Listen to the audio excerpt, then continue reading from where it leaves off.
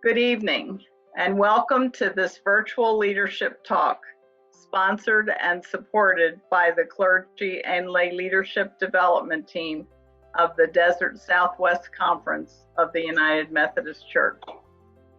My name is Cheryl Reed, and as a member of the Clergy Lay Leadership Development Team, I am privileged to be your host. Tonight's discussion will focus on a video by Juana Bordas, based on her book, The Power of Latino Leadership.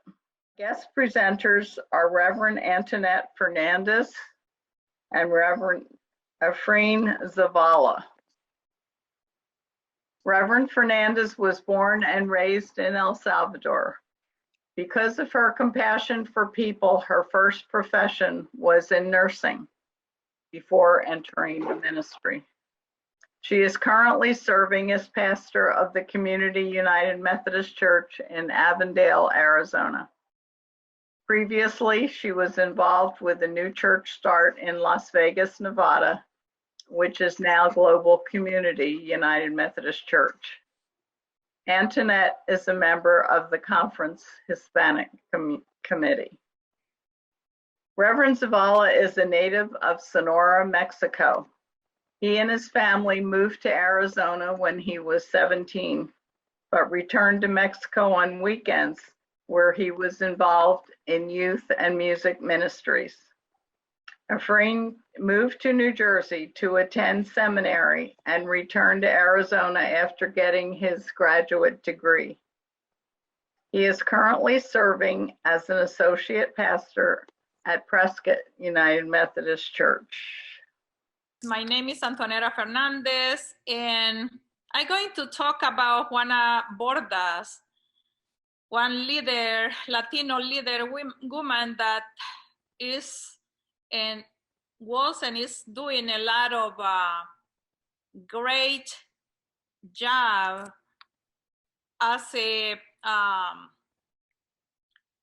person that cares for the community, as a person that care for the leadership in a organizational area. And Juana Bordas came from Nicaragua. She came to the United States when she was 3 years of age. She is the president of the Mestizo Leadership International, focused on diversity, leadership, and organizational change. He is the founding president of the National Hispanic Leadership Institute and former faculty member of the Center for Creative Leadership. Juana Bordas, she received the Denver 2008 Martin Luther King Jr. Award for Social Responsibility and the Leadership Legacy. In 2008, she wrote the book, Salsa, Soul, and Spirit. That book was a best-selling. Later on, she wrote the book, The Power of Latino Leadership. She wrote in her second book that the most people today are generally mixed. And then that's why we are talking about her today, because she has a great explanation of what is the Latino community and leadership, and very interesting subject about what she said. Latino people has been coming from different areas of the hemisphere, and our blood has intertwined through ongoing migration. And that's what she wrote in her book, in her second book. Our genetic streams run together from unknown sources. The difference for Latinos is that the fusion of races, nationalities, and cultures was so pervasive that it's spread across the entire hemisphere, producing a people traditionally known in Central and South America as mestizos. mestizos because are mixed with the indigenous people in our countries. The offspring of the indigenous people and Europeans, primarily the Spanish, came from the Latino culture and the bedrock of its inherent diversity. It's really, the Latino is really a diverse culture. And some of us are coming from Central America, South America, Mexico, even though Mexico is in the North Hemisphere in the North America, but is considered Mexico as a Latino country. The Hispanic are the mestizos of Europe.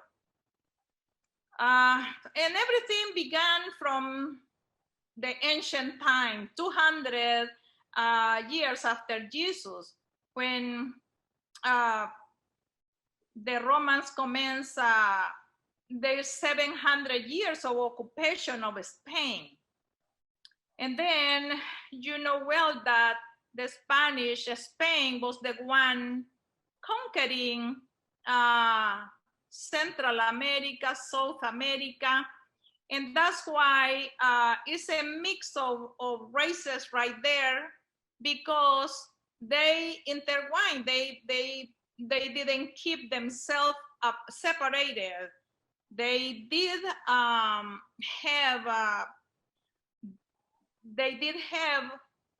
the relationship with the indigenous people and with the one that already have in Central America, South America, and Mexico.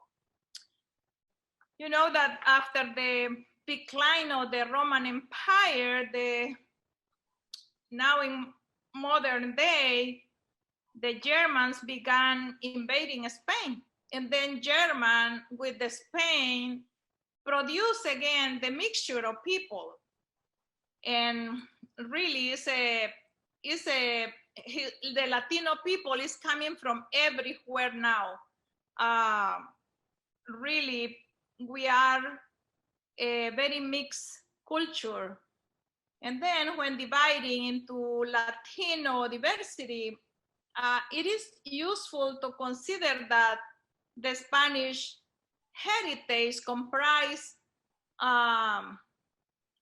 the people from Moor, from Arab, from Jewish lineages. The blood of Roman, Germans, and Celts had already mingled in Spanish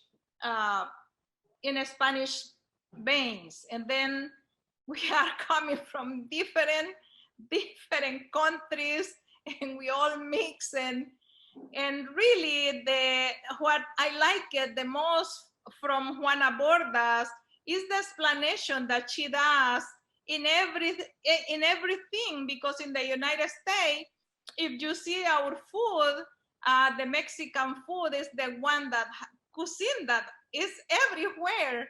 And then, but you're going to see paella right there. Paella is a food from Spain. And then every single country is mixed now in our cuisine.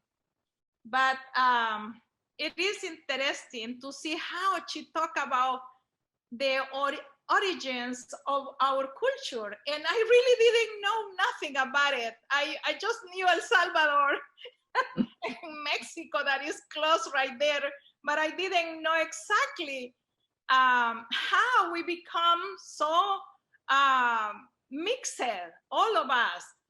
And really is a lady that has a lot of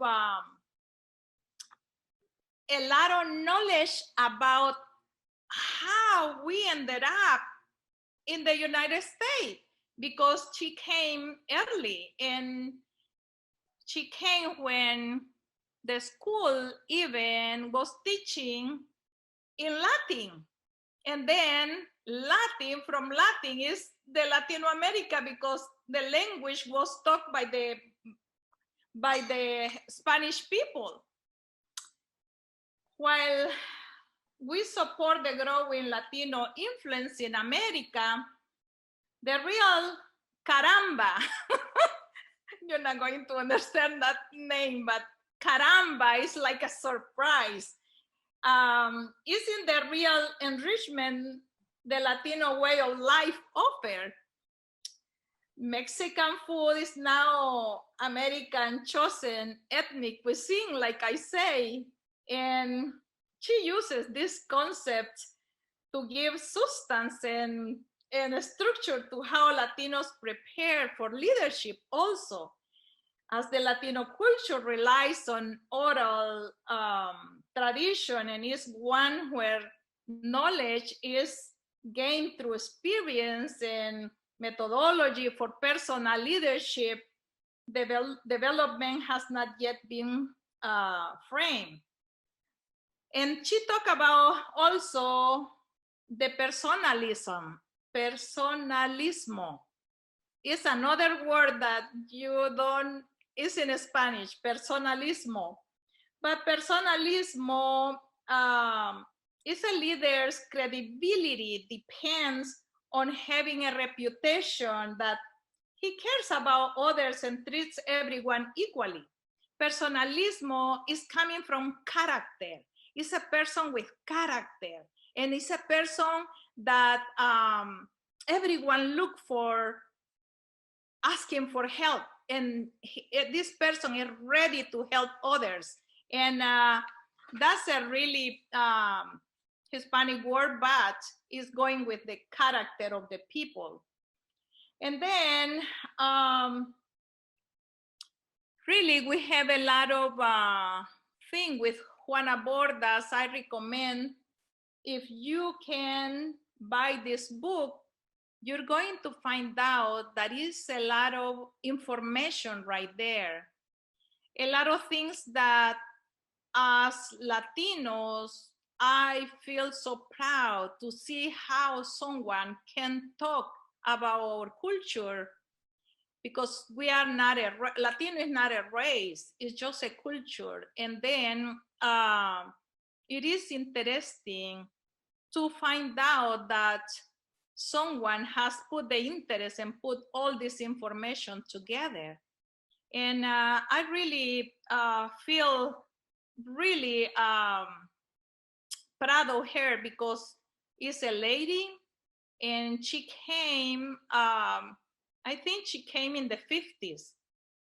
And I really don't know exactly the date that she came, but she talked a lot about how the Latino explosion and the Latinization of America is changing the way that people feel, think, eat, dance, and even vote.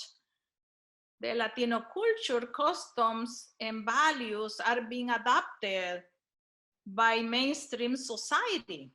And this process is driven by global connection, language, economic viability, purchasing power, small business expansion, demographic growth, and political influence. And a Latino cultural infusion, while these facts support the growing Latino influence in America, the real enrichment of the Latino way of life offers is really diverse. We are so diverse. And I think that you have tasted the Latino food, and you're going to find out that it's coming from different places. It's like the pupusas. Pupusas are from El Salvador, and then now everyone want to eat pupusa, and it's just tortilla with cheese in the middle, and everyone love it. And then that's the way that she talk about our food and our different way of being in the United States. not going to be surprised, but a Latino person in the morning drinking a good coffee, and sometimes even in the middle of the day drinking a coffee is something that some our culture does. And everyone knows what is tortilla. Everyone knows what is a taco, enchilada, what is chimichanga. It's a lot of food that is so tasty and good. And also the drinks. I think everyone knows about the margaritas. Margaritas is a great drink. I love it. I like margaritas, not that many, because and then I feel like a little bit drunk, but it's really tasty. Okay, also, she talked about the infusion of Latinos into music. Entertainment and food and is the tip of cultural iceberg, the music. The easiest way for people to enjoy or integrate Latinismo into their life is through the music. We are so, with a lot of rhythm to dance and to listen. Our music is so loud. Same thing when we talk, we express what we feel. We express everything with our hands, with our face, and you can see when we are sad or we are happy. And that shaped the Latino experience, prepare us to appreciate its culture and unique leadership forms. Because when we talk about religion, they are very strong with the Virgin Guadalupe. That's the name of the Virgin that was a mestiza virgin. She came to a Mount Tepeyac and talked to one of the indigenous men from Mexico. And she appeared so beautiful, and nobody want to believe in Diego. What is the name of him? Diego. And no one want to believe him, San Diego. And when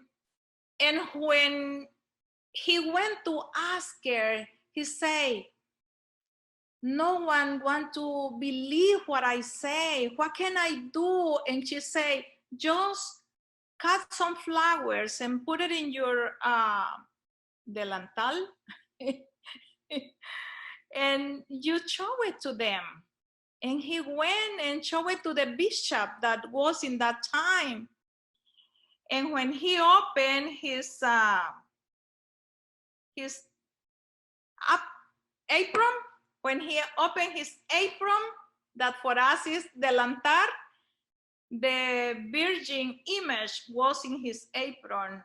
And since then, that Virgin is in Mexico in the Guadalupe Cathedral. And yeah, I think it's beautiful.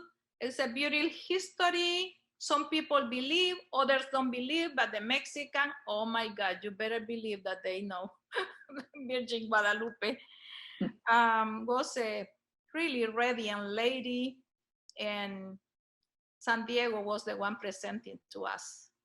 And then they call her La Morenita. That is, you know, is the mestiza virgin, but we call her La Morenita del Tepeyac.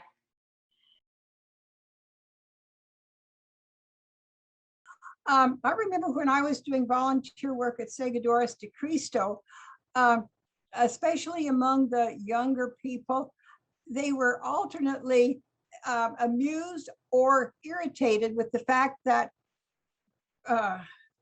other people besides in the Hispanic community referred to every one of them as Mexicans. And they took, like I say, either they were offended or they found it very humorous. And I always just kind of cringe when I hear that. Yes, you're right. I don't know why the American people, white people, or other countries call us all Mexican. Mm-hmm. And sometimes even they say, oh, you speak Mexican. and for me, it was a surprise, you know, when they called me that I was Mexican and that I talk Mexican. And I say, I talk Mexican. That's not a language. And I say, I am from El Salvador. I'm not a Mexican. Not all of us are Mexican. I immediately clarified that subject because it's true. They used to call all the Hispanic people Mexican. Mm-hmm. And really, we are not all Mexican. We are from so many different countries that is immense. And even people from Puerto Rico, they call them Mexicans and they get offended. You're right. Well, thank you, Antonieta. You've done a great job. And now we'll look forward to what Efraín has to say. Well, thank you so much. I'm so glad to be a part of this conversation, which is so important, not just for our community or part of the country, but this conversation of diversity and inclusion and tolerance. I think it's more and more important in our churches as well. And I really appreciated, Antonieta, what you were saying about just the background of the Hispanic people, because in order to really understand leadership, in order to understand how these different complicated, complex social dynamics, we have to understand the background. We have to understand where we're coming from to understand where we are and where we are going as a community. And one of the things that Juana Bordas says that I found very, very important is that when she talked about the purpose of leadership, she said that leadership is put in the area of business, but she believes that it's so much more than that. She says the purpose of leadership is not business in the Latino community. It's not business, but the creation of a society that reflects our values. It's not just business, but it's also, I would say, making space for different voices. It's working to challenge mechanisms that are in place that favor certain groups while marginalizing others. So leadership is really this big concept that is way more than just being in a leadership or being in the position of a CEO or a boss. It's really getting to know your community, and it's contributing to the community and creating a more inclusive society for all kinds of different groups. So that I really appreciate it.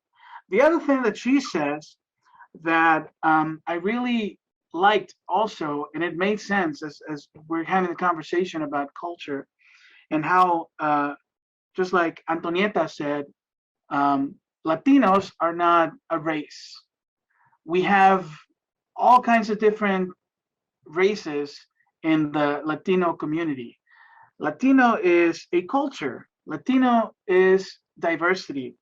And the comment that she made that really got my attention is that Latinos are not assimilating, but we are acculturating, right? And there's a difference between assimilation and acculturation, right? Assimilation refers to, we leave we put our culture aside to assimilate to the dominant culture, right? Assimilation is, we forget our roots, and then we embrace somebody else's understanding of culture or how things should be, right?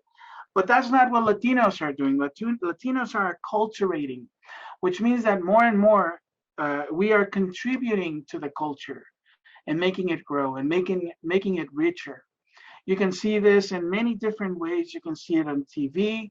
You can see it on the discourse. It's not just something that happens during the every election process, right? It's something that's happening constantly, where more and more we are reclaiming or that position in our society that really is making meaningful change and opening space for meaningful conversations. And so we've talked about culture and acculturating. So what are some of the things that are important for Latino Hispanic culture? Well, Juana Bordas mentions a few of them, and I think they're so important, and I would agree with them. The first with her is the first thing that she mentions is that we are a we culture. We have a very strong emphasis in familia, family, community. We are always thinking about the well-being of other people, right? Antonieta mentioned, the attitude of service, and how can I serve you? How can I help you? Because it's important for us that the communities in which we live are growing and are healthy, and because not only are we part of the community is also part of who we are and how we grow. So people always come first. People always come first. And so she mentions 4 values that it's important for us to keep in mind. Number 1 is respeto, which means respect. Being able to give people their space. As we talk about leadership, we need to understand that we respect everybody, because we understand that everybody contributes, just like in a family. If you're contributing, you're working, then we're going to respect you, right? And we don't only respect the CEO of the company. We respect everybody at all levels of service, all levels of work. In churches, we respect everybody at all levels of ministry. Number 2, honestidad, or honesty. Because we understand that, what I say, mi palabra es ley. My word counts. My word is law. My word is meaningful. When I say something, I'm going to make sure that I follow through. I'm going to make sure, because I understand that my word goes with it says a lot about who I am, right? Number 3, she talks about is simpático, or and I don't really know how to translate this one. I would say maybe charismatic, a charismatic individual, someone who people can relate to.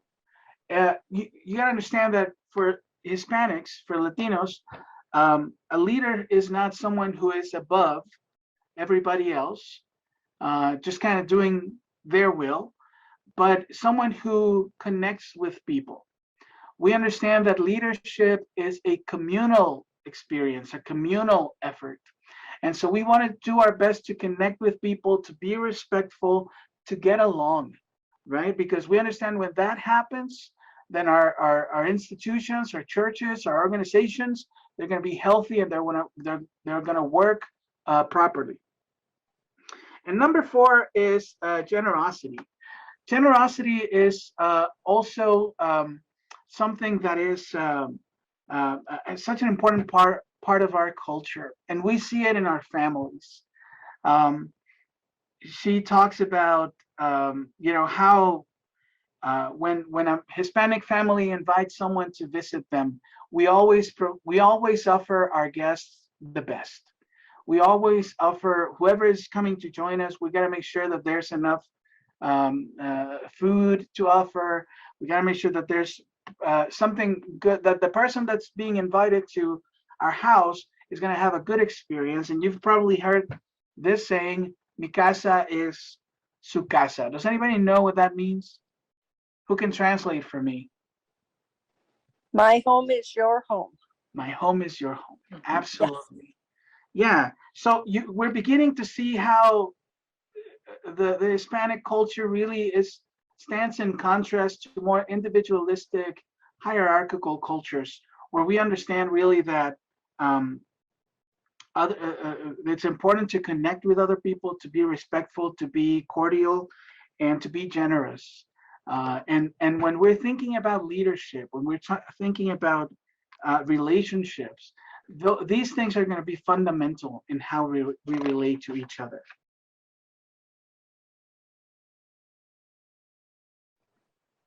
I would just like to affirm what you just said about the generosity. Again, going back to my Seguidores de Cristo experience, I had never in all of my, I think probably 65 years at the time, or maybe 70 years at that time, I had never, without a big hoop to do, gone into other people's homes. And yet at Seguidores, Magda would say, oh, come over, and we will have some tasty whatever it was she was fixing. Felipe and my goodness, how generous they were in their willingness to share that wonderful, is it called horchata? Horchata? It's a drink. It's not a margarita. It's a chocolatey kind of drink, and it was so good. And then when the community would gather, there were no janitorial services there.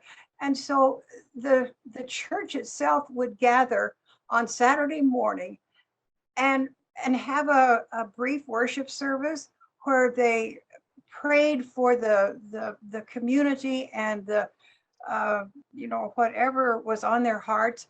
And then they would have this wonderful, quick little breakfast. And then every one of them would fly around and clean that great big church facility.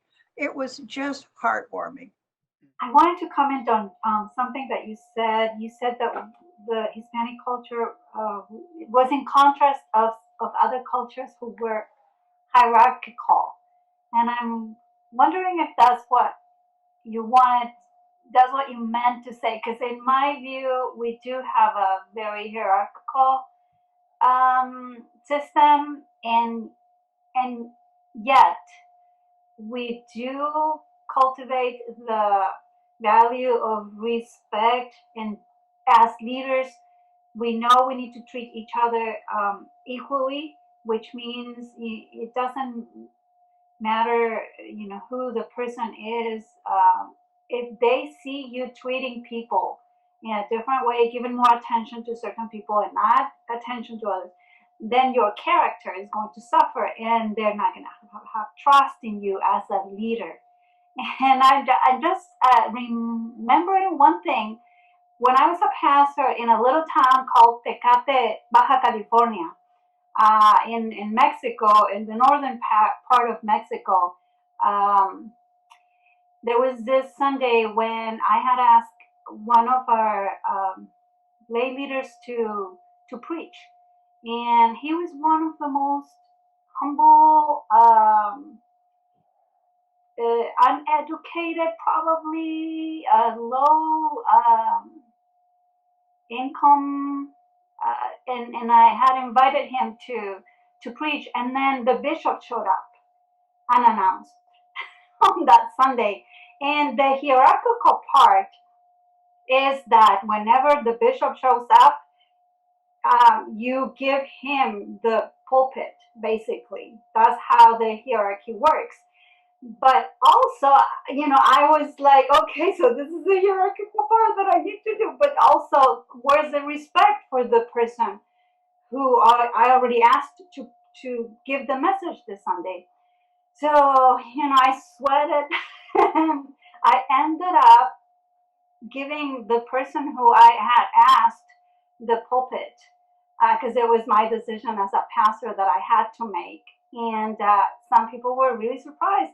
But I'm just talking about those two contrasting. You mentioned those two things, and there's a contrast and interesting complexity in that part.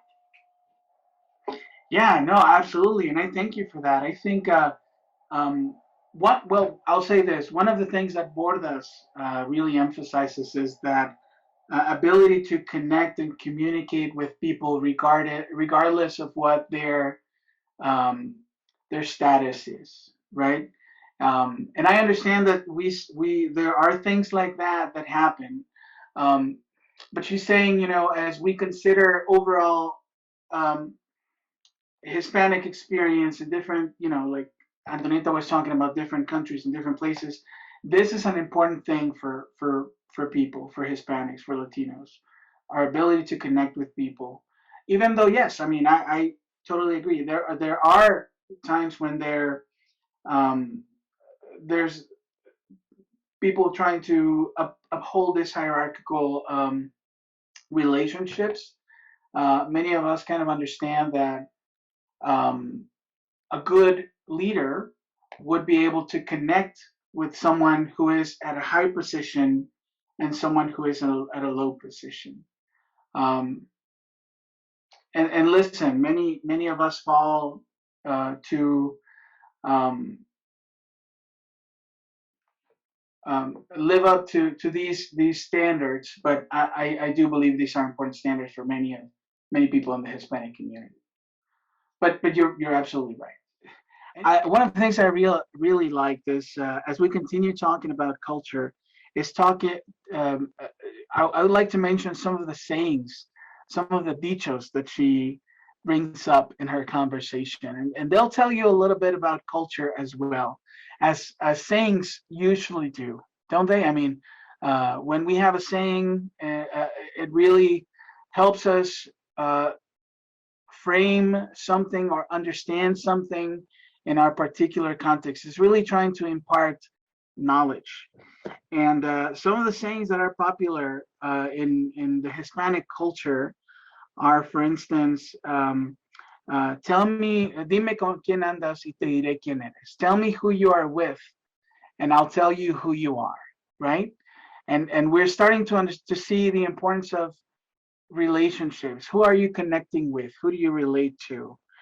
Um, Vamos a echarle agua al caldo, o échale agua al caldo. We'll put more water in the caldo, the broth, right? I mean, and this really speaks to a resourcefulness. If you have your food at home and then you have some unexpected guests, you say put more water in the caldo, and then we'll have food enough for everybody, right? Um, uh, let's see. El camarón que se duerme se lo lleva la corriente. The shrimp that falls asleep, the current kind of takes it away, right? And this is supposed to talk about diligence and just being active and constantly working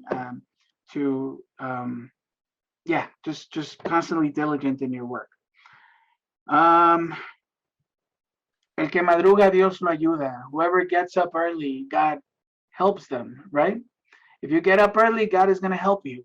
So we're starting to see some of these things: diligence, connecting with other people. And as we consider all of these, Juana Bordas uh, makes a list of other principles that Hispanics embrace, right?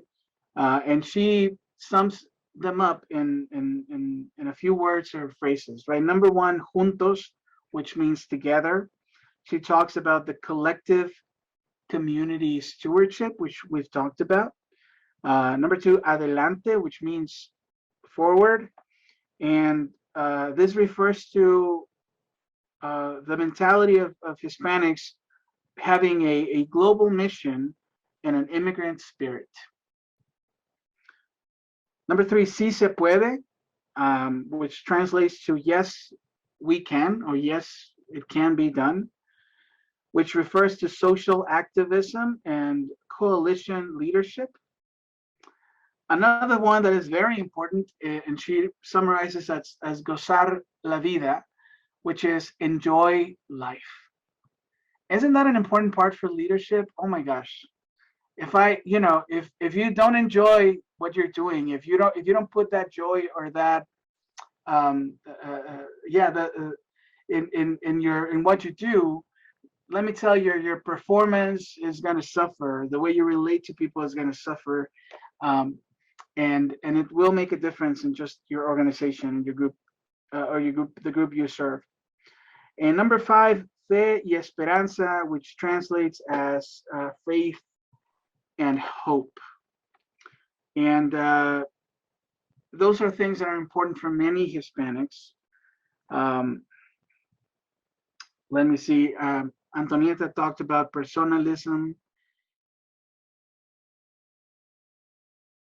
Yeah, I just was curious. I really like the leadership principles here from the Hispanic standpoint, but how I belong to a church that is mostly Anglo, and we would like to be more inviting because the community surrounding us is becoming more Hispanic. How can we translate some of these concepts to make us more inviting? Let me see if I can just give you a response, right? Not an answer, but a response.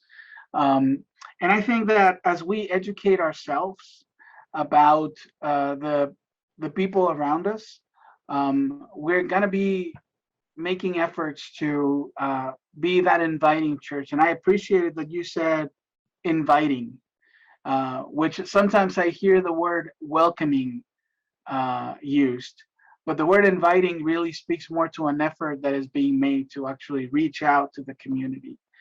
I will say definitely a big part of that is going to be to listen to the community, right? How it is that we can connect with you. It's not a matter of here's what we have to offer, but what is it that the community that you're serving itself really needs.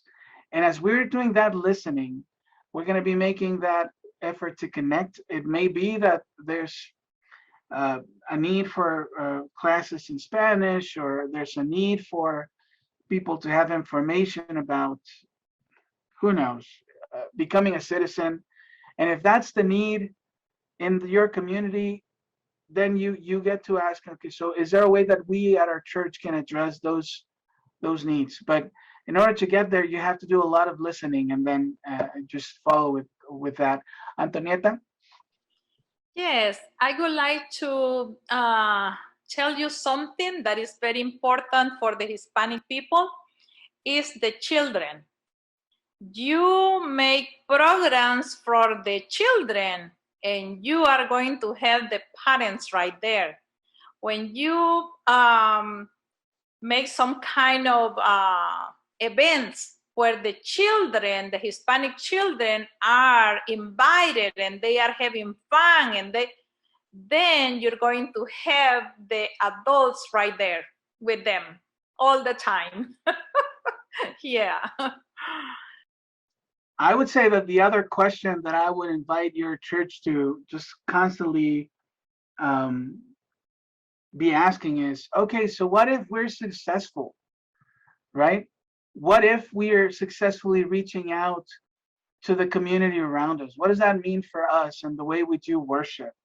What are some of the things that we'll have to adapt to in order to make space for this people who perhaps have a different background, or have a different ideas, or just a different way of doing things? So I think that it's always important for churches always to have, I guess, that time of introspection and think, okay, so let's say we're very widely successful and we bring all these Hispanic people over to our church, then what, right? What happens then?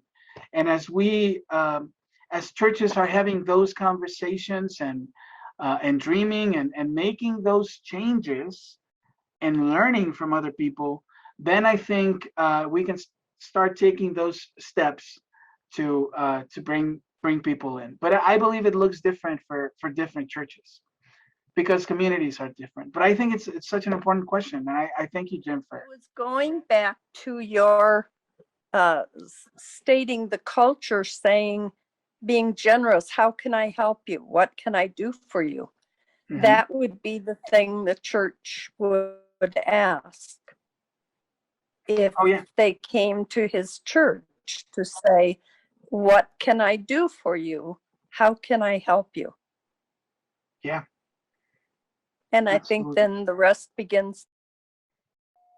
Efraín and Antonieta, this is Alma, and in thinking about Jim's question, I remember something you said about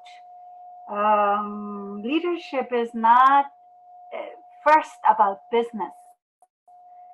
And what I have found is that people in the community who are Hispanic Latinos are interested, if you show interested in having a relationship with them, which means if they feel like you're really trying to be their friend, not just help them in with something, but you value them as a person. Again, back to the respect and personalismo value, which is, I want to know that you are really interested in me as a person, not just to help me or to get something from me, So I guess I'm looking at the business world as sometimes we do have those exchanges, right? We want to help, and then the other person can have also things to contribute to us. But I think for the Hispanic values, that doesn't come first. At least not when trying to build a long-lasting relationship. Like I said, a lot of churches, particularly white churches, have to really do the work, right? And not begin with the question, okay, or with the idea, I'm gonna go help this people who live in our communities, right? These people need something from us, and we're gonna offer it to them, right? I think if as I'm speaking as a pastor, I think the church would also benefits from the people in your community, the people who are different from you, right? And so your church benefits from bringing this different people in. It's not just that you're giving them something. It's not just that you're helping them or offering something. They have also something to contribute to your community. And I believe the church misses out when we do not provide spaces for people in our community who are of a different race or of different ethnicity. So we're not just doing it for them, we're doing it for us. And as we understand that evangelism, if we want to call it that way, is really a two-way street, right? We're blessing them, we're finding ways to bless the people in our communities, but we also understand that they are blessing us. And as we engage in this relationship, which is such an important thing, just like Alma was saying. So yeah, thank you for that. Hi, I'm Jeannie Ward, and I believe that people in the churches need to understand the culture and not have just the surface things. If a Hispanic family came, they might assume that sorry, we just have cookies and coffee for fellowship, and I mean, I once assumed that all British people only drank tea. And I was quickly informed that no, that's not true. So, the surface things, I think we have to dig deeper into the culture so that we don't embarrass ourselves, but embarrass the people that, that we're trying to bring in and to have in our lives. So. But thank you so much for that, because like someone says that, I think was Ali that told us that she used to call Mexican to everyone. And I think if you go deeper in our roots, are really a variety and mixed countries that are not just Mexican. We are Latinos. That is the word that we can apply, and no one is going to be insulted, because Latino is used for everyone that speaks Spanish, and some Portuguese and some other languages, but if they have the root Latinos, we can call Latinos and no one is going to be offended. When I was reading these texts, friends, I was just thinking that I was thinking of my family growing up, right? And particularly my grandma, and how every Sunday after church, our family would come together and at my grandma's house. And I have a big family. I have 7 uncles and 2 aunts. Every one of them has, let's say, about 2, 3 kids or something like that. And really, my memory of that is that every Sunday was one of those loaves and fishes kind of experiences where people would have food to eat, and everybody would have a place at the table. And I would say that in that context, really, my grandma set up a standard for leadership for me, right? I mean, she was always making sure that everybody had food. She was always making sure that everybody had a place at the table. And growing up, I now realize how much of my theology, my philosophy, really goes back to those experiences, where now I really want to make sure that when we're going to church, we're creating a space that where everybody has a spot, right, or a place at the table where people feel welcome, and that can be a difficult thing to do, because I believe, like I said, that it requires introspection, it requires flexibility, and it requires that we truly want those people who are different from us to be part of the community, and it's a whole process. It's really, it takes a lot of work, because even myself as a pastor, I'm also an immigrant, right? And many of the churches that I've served, there's a small group of Hispanic people, or a small group of people of different non-white community, and I have to, and I get to see how hard that can be sometimes to be hospitable. And not just in my experience, but also when I think about my experience, I think of the experiences of others. So I'm constantly mindful of those dynamics. And what I tell people is, in my churches is, listen, we all have mechanisms in place. We may not see them, but they're present.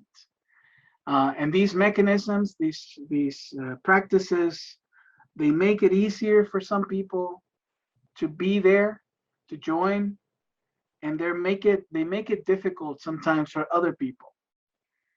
So part of my job as a pastor, as I see it, is to invite and challenge churches to take a look at those mechanisms, to really consider what I believe is the message of Scripture, the message of inclusivity and grace, and apply it to people who are different from us. And it's definitely a lot of work, and I understand that I'm part of that as well. So I try to model it for people, and I try to engage people respectfully in those conversations. And what I found is that people are curious. These conversations are being had, not just at the church, but everywhere. And so I think people do appreciate having these conversations in a loving, gracious, tolerant way. And so I think that's part of my job as a pastor as well, to be able to facilitate those conversations and to not just teach other people about my own journey, but to listen to what their journeys have been as well. Because like Antonieta was saying, I mean, there's a lot of diversity even within the Hispanic community and in different communities. And so we just kind of have to be mindful of those things, but making place for people to be at the table, making sure that people are being welcomed properly, and being respectful. I think those are definitely important things for us to consider in our churches and in other organizations as well. And I think at first, this is in a way embarrassing, but I don't know, maybe I'm kind of proud of it too. I wasn't going to sign up for this particular class because I said we're not in a Latino culture neighborhood and we don't have that situation with our church at this time. And then I thought, well, we might though, and maybe I should. So I signed up and I'm here. And did you know that just going through this, I realized we have a Latino family and they have become my very dear friends. Their 2 teenage children needed a confirmation class, and the pastor asked me to lead it. So those 2 kids became very close to me, as their mom did. That story must show you that I'm not even looking at them from that cultural view anymore. Like as if you were friends with a Black person, that you don't see the color anymore. You just see that person. And so I thought that was very interesting that this came out in this particular session, that yes, we do have Latino people and they're lovely family. And I will say that part of being hospitable as churches is to see the color, right? We want to be open to see Hispanic people. We want to be able to see Black people. We want to see, because that's part of who they are. That's part of their experience. Yes. And guess what? When they come to their church, when they come to our churches, they bring everything they are with them. And their race and their ethnicity is certainly part of it. And I didn't mean to have it sound that way, but No. They brought in the quinceañera party for the girl and various things of their culture. So we are enjoying them and they are enjoying us because they're staying. And I just want to thank you because you started by saying maybe this is an embarrassing comment or something like that. And yes. I just want to say this is those times, particularly when we are talking about race, when we dare to ask what we consider embarrassing questions or difficult questions, those are such important moments. So I thank you for that. I commend you for that. Thank you. I had a friend in one of my churches tell me the same thing. She came to me. She's like, "This is maybe a silly question." And I said, "Listen, ask the question. Doesn't matter, you know." But it's always important for us to understand that even, you know, myself as an immigrant and a Hispanic person, I really do appreciate the questions. She said, and we've talked about this already, but she said, "Is it okay to call people Mexican?" And I said, "If they're from Mexico, it is, right?" So, you know, those kind of questions. But you know, now she knows something, and now hopefully she'll understand that next time she has a question, we can have that conversation. And next time I have a question, I can go to her as well. So thank you. Well, I think you've given us a lot of insight. about what Juana Bordas has to say about leadership, but what it's like being a Latino. Yeah, I think I see Alma. Alma was raising her hand. I was going to just say also, Everybody, so I really appreciate Ruth. Yes. I think you are one of my greatest models for having a dialogue about, in, in this case, Latinos, but I think that's a model for all of our efforts to build relationships with each other in the Latina community. Don't think that we have it all figured out, because we are this huge, diverse group that we are learning to learn about each other. Because I'm Mexican, Antonieta is from El Salvador, and we don't know a lot of things. So we have been lumped into this group, but we are ourselves figuring those things out. So who are you? Where do you come from? And how do I get to know you better? But I thank you for being a really great role model and asking that question. And Jim, you perhaps by now you already got that. Whenever we are going to build relationships with persons who are from a different culture, there's no way to escape having to ask those embarrassing questions. And I say it from my side too, as a Hispanic Latino pastor who pastors a mainly white congregation.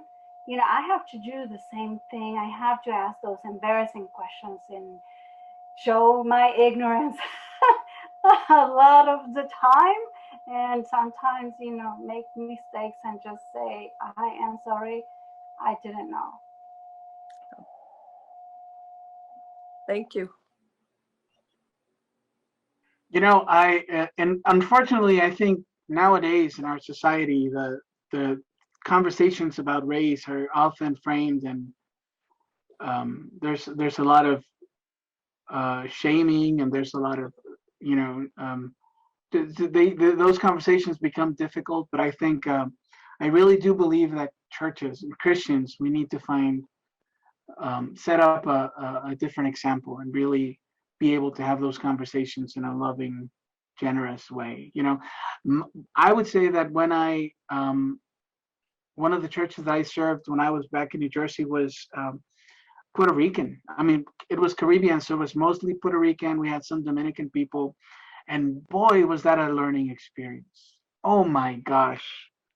It was such a wonderful learning experience, because I got to understand or experience a culture that was different from mine, and experience the food and the music, and have those conversations. And it was just a wonderful thing. And guess what? A lot of a big part of my job at that church, and every church that I've served, was going to people and asking, how can I be a good pastor for you? How can I be a good pastor for this congregation, right? Rather than come with an agenda and having a preconceived notion of, no, this is what this church needs. You always have to come and approach people and ask, how can I be a good pastor for you?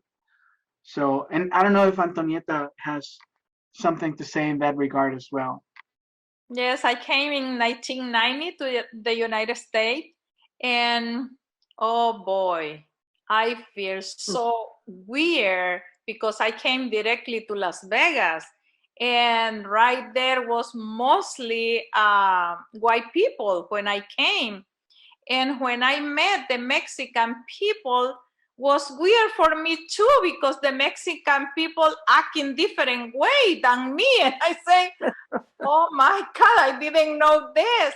When I saw the Black people, I say, oh my, I was surprised for everything that I was looking right here.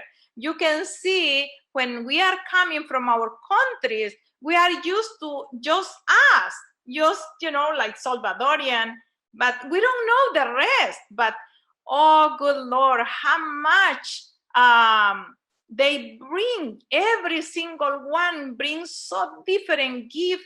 We sing, or a different way to take care of kids, or different way of clean the house, or different way of different products that they use for the beauty of all of us. Was, wow, a mix of everything. And little by little, I have been adapting to every single culture that I have been meeting, but has been hard. It's 30 years right here in the United States, and has been, yeah, I really proud of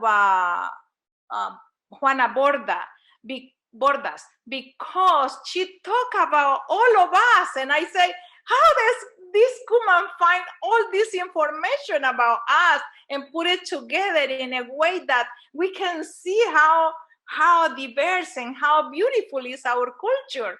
And really, I am so happy to be part of this leadership interview or class, and really, in whatever I can help you to find a way to reach out Hispanic people, oh, believe me, I am right there. Thank you. Thank Ruth, you. do you have your hand up, or did you not take it down Yes. from? No, I have it up. Okay. I was thinking that along those lines, that we are not any longer a pure Aryan race, that each one of us did a ancestry study. We have backgrounds of Irish and Italian and everything else. And I was thinking of some of the cultural things in church, like Christmas, more of an English background, St. Patrick's Day, Cinco de Mayo, the things that can be celebrated from all cultures and to be respected and loved for each other. Well, thank you very much. Can I say Well- can I just say one last thing? Absolutely. And that is, I also appreciate the conversation. And as I'm thinking about this, I'm thinking of not just the differences in Hispanics in terms of the geography of it and where different people come from, or where different people were born, but also generationally. That's also an important thing. I have an 8-year-old daughter, and she speaks Spanish only to grandma. She doesn't speak Spanish to me. I speak Spanish to her. She responds in English. But she was born in New Jersey, and so I know my experience is different from my parents' experience. And I know my daughter's experience is going to be different from my experience. So as I relate to her, I take those things into consideration as well, because she's going to have to figure out what it means to her to be who she, born of Mexican American parents, to be Hispanic, and she's going to have to figure out for herself what that means for her. And I'm just very curious to see how this all is going to develop. I'm not going to lie, as a father and as someone who was born in Mexico but was moved here just to see my daughter have this completely different experience. I'm curious. I'm really excited and curious to see what's going to happen. And we need to maintain that curiosity as well in terms of the communities around us, because as we have come to understand certain things, we have to understand also that new generations are going to be asking or responding to these questions in different ways. And so I don't know. I just think it's important for us to consider those things as well. And thank you so much for the opportunity to have this conversation with all of you.